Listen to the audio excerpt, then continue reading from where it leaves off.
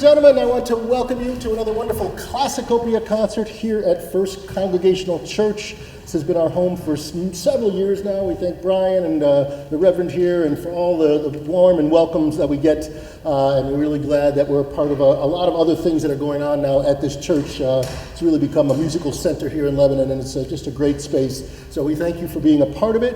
And tonight we are doing a really wonderful program. We call it Mendelssohn Mania. Just two pieces on it, one by Felix Mendelssohn and one by his sister Fanny.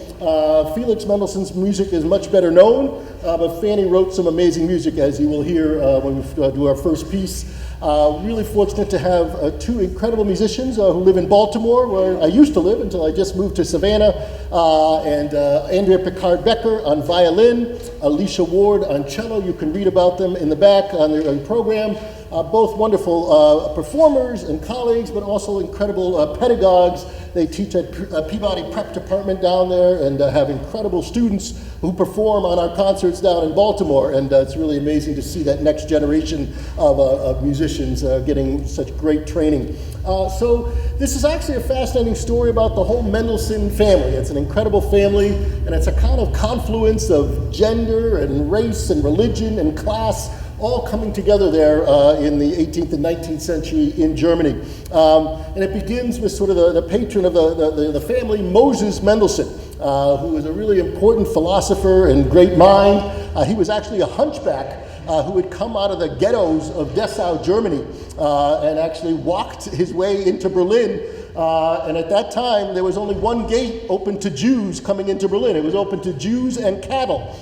And he walked through that gate, and then by the power of his intellect, was able to sort of rise up in society, and would eventually get to have meetings with Frederick the Great, and also Gottfried Lessing, a very famous playwright at the time.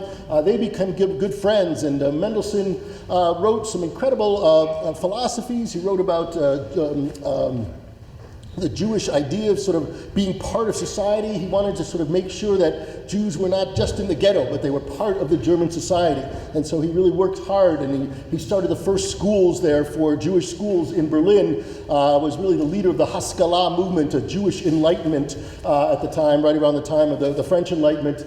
And he was also one of the first to translate the Hebrew Bible into German, and he did it so that Yiddish was on one side, Hebrew, and then German, and so the Jews could learn how to speak the language that way. So a really brilliant mind. He would have several kids, including one son, appropriately named Abraham. So Moses has Abraham.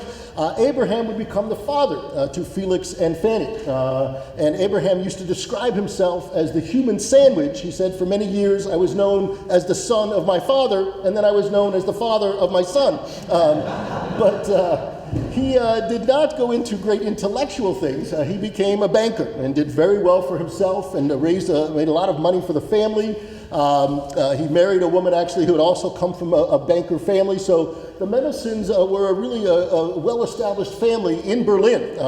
And in fact, they would have all these wonderful salons at their home, these Sunday soirees that Abraham's wife Leah would form. And that would also, Fanny would continue that. And they had 4 children altogether. Fanny came first, then Felix, then there was a younger brother, Paul, who was a very good cellist, and a younger sister, Rebecca, who was a singer. But Fanny was the first of these, born in 1805. And her story is sad. She wrote over 400 pieces in her life, but many of them have been forgotten. She really struggled, not only the fact that she was a woman, but a woman of upper class. And at that time, if you were a woman of a certain class, there was a certain sphere that you could be in, the domestic sphere, and you really couldn't have any part of the outside world. Whereas people like Clara Schumann, her compatriot, who was alive at the same time, Clara came from a poorer family and was able to have a career as a pianist. But Fanny never really had that option. And I'll describe a little bit some of the difficulties she had in that. She started playing piano very early on. In fact, when she was born, her mother described her fingers, she had very long fingers, as Bach fugue fingers. She could certainly find her way through anything. And she was playing piano at 6 or 7 years old. She was studying with important people. They would come to their home and tutor both Felix and Fanny. Her birthday present at age 13, she turned 13 and she gave her birthday present to her parents. She played the entire Well-Tempered Clavier by Bach by memory, which is a very difficult thing to do. But it was clear again that even though she was getting some of this musical training by a guy named Carl Zelter, that this wasn't going to be possible for her to be her profession. And there's a really kind of a sad letter written when she's 15 years old in 1820 by her father, after Felix had gone off to travel across Europe playing for people like Goethe and other important people, playing in concert halls, and she had written how kind of jealous she was of him, but she knew that it was a great thing for him. And here's a letter that her father wrote to Fanny. What you wrote to me about your musical occupations with reference to and in comparison with Felix was both rightly thought and well expressed. Music will perhaps become his profession, but for you, it can and must only be an ornament, never the root of your being and doing. We may therefore pardon him some ambition and desire to be acknowledged in a pursuit which appears very important to him because he feels a vocation for it, while it does you credit that you have always shown yourself good and sensible in these matters, and your very joy at the praise that he earns proves that you might in his place have merited equal approval. Remain true to these sentiments and to this line of conduct. They are feminine, and only what is truly feminine is an ornament to your sex. So she learned fairly early on. This was something she could play around with, but it couldn't be something that she could really be a part of herself. Now, she continues to compose all the way through the 1820s, and now another letter comes in 1828. She's now 23 years old. She's old, and she should be married by now, according to her father. He writes the following. Fanny, you must improve. You must become more steady and collected and prepare more earnestly and eagerly for your real calling, the only calling of a young woman, that is the state of a housewife. Women have a very difficult task. The constant occupation with apparent trifles, the interception of each drop of rain that it may not evaporate, but be conducted into the right channel and spread wealth and blessing, the unremitting attention to every detail, the appreciation of every moment and its improvement for some benefit or other, all these and more are the weighty duties of a woman. She does meet the next year a wonderful man named William Hensel, a painter, and so she became known as Fanny Hensel in her lifetime. And William Hensel was the one guy in her life that supported what she wanted to do, which was to write music, and it's thankful that he was there. But when she wrote him a letter right before they got married in 1829, and she said, I am not going to compose any more songs. I now comprehend what I've always heard and what I've been told.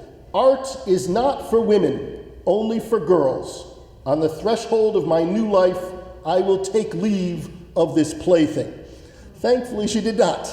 She would continue to write, and as I mentioned, it is really her husband who pushed her. She wrote in 1830 after their marriage, my husband has given me the duty of going to the piano every morning immediately after breakfast, because interruption upon interruption occurs later on. Now, in a year after they married, she would have their first son, appropriately named after all their favorite composers. His name was Sebastian Ludwig Felix Hensel.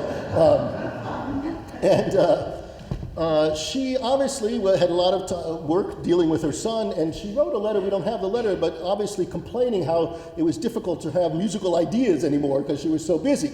And Felix writes one of the most terrible letters you can write back to a sister. You can hardly expect a man like me to wish you some musical ideas. It is just greediness for you to complain of a scarcity of them. If you wanted to, you would already be composing with might and main. And if you do not want to, why do you fret so? If I had a child to nurse, then I would not want to write scores. Seriously, the child is not even half a year old, and you already want to think of ideas other than Sebastian? Be happy that you have him. Music fails to appear only when it has no place. So she clearly was very much a part of Felix's ideas. I mean, she obeyed her father, and then Felix sort of would take over that. When her father dies in 1836, she thinks maybe Felix will start encouraging her. Felix knew how much talent she had, but he just could not get over the time that he's living in and to give her that the encouragement that she needed. And she understood how much power that he had over her. She wrote to him in 1837, I don't know exactly what Goethe means by the demonic influence, but this much is clear. If it does exist, you exert it over me. I believe that if you seriously suggested I become a good mathematician, I wouldn't have any difficulty in doing so, and I could just as easily cease being a musician tomorrow if you thought I wasn't good at it any longer. But as I mentioned, she would re-begin the salons that she had grown up with as a child, and this gave her at least access to some wonderful music, and at least at these salons, some of the music that she was writing could be performed, especially a lot of the songs that she was writing. And several people would come to these and love her music. There was one guy, forgetting his name is I forget his name now, but he was a very good pianist and a diplomat in Berlin, and he had come to her concert and then wrote her saying, I love your music, could you send me some piano pieces that you've written? And she did. Oh, Karl Klingemann was his name. She sends him 2 pieces, and in it she includes a letter, which is kind of tragic. She said, when one never encounters either objective criticism or goodwill, one eventually loses the critical sense needed to judge one's own work, while at the same time losing the wish to create it. I am more or less alone with my music. But she really wants, he encouraged her, the Karl Klingemann, that maybe she should start publishing her music. But she really doesn't want to do that unless she gets the okay from her brother. And so she actually writes him a letter. With regards to my publishing, I have rather neutral feelings on the subject. Hensel, her husband, desires it, but you are opposed. In any other matter, I would of course comply unconditionally with my husband's wishes, but in this particular case, your consent is too important to me, for without it, I should take nothing of the kind. Even her mother at this point gets involved. Clearly, she knew that Fanny wanted to publish, so Felix and their mother writes a letter to Felix soon after and said, permit me a question and a request. Shouldn't Fanny publish a selection of her lieder and piano pieces? That you haven't requested and encouraged her to do it, this alone holds her back. Wouldn't it be appropriate for you to encourage her and help her find a publisher?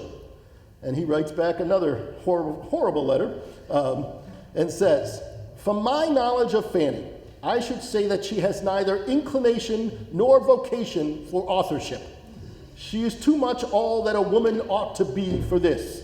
She regulates her house and neither thinks of the public nor of the musical world, nor even of music at all until her duties are fulfilled. Publishing would only disturb her in these, and I cannot say that I approve of it. If she resolves to publish, either from her own impulse or to please Hensel, I am ready to assist her as far as I can, but to encourage her in what I do not consider right, I cannot do. So for the next 10 years, she sort of gave up on publishing. She still toiled away writing more and more music, but it would be in 1846 that she finally got the courage up to do it. And she did it without telling anybody that she was doing it. She just went ahead and published. And then afterwards, she wrote a letter to Felix saying the following. I need to tell you something. Since I know you won't like it, it's a bit awkward to get underway.